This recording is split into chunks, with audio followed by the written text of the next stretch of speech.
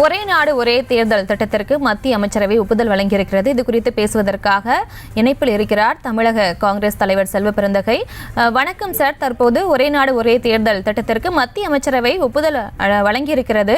இது குறித்து உங்களுடைய பார்வை? ஒரே நாடு ஒரே தேர்தல், ஒரு நாடு ஒரு மொழி, ஒரு கொடி, ஒரு அதிபர், ஒரு மொழி, இதெல்லாம் RSS பிஜேபியுடைய சித்தாந்தம்.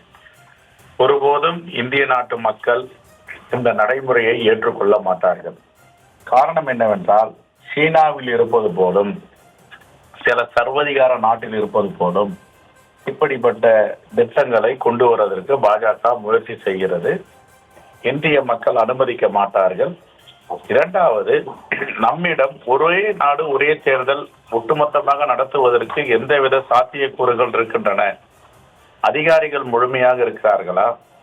காவல்துறையை சேர்ந்த பாராமிலிட்டரி போர்ஸ் முழுமையாக இருக்கிறதா?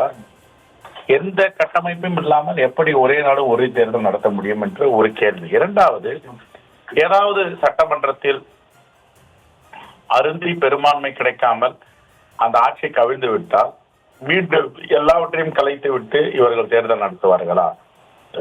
பல கேள்விகள் இருக்கிறது. இப்பொழுது பாஜகவிற்கு பெரும்பான்மை கிடைக்கவில்லை.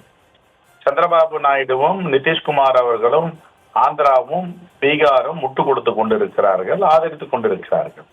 இவர்கள் ஆதரவை விலக்கிவிட்டால் உடனடியாக அந்த அரசு கீழே விழும் அபாயம் இருக்கிறது. அப்பொழுது எல்லா மாநிலங்களையும் நிறுத்தி தேர்தலை ரத்து செய்துவிட்டு மீண்டும் ஒரு நாடு ஒரு தேர்தல் நடத்துவது சாத்தியமாக சாத்தியக்கூறுகள் இல்லாததை இவர்கள் முரண்டு பிடித்து இதை நடைமுறைப்படுத்துவோம் என்று மக்களை ஏமாற்றி வருகிறார்கள். ஒருபோதும் இதற்கு வாய்ப்பு இல்லை.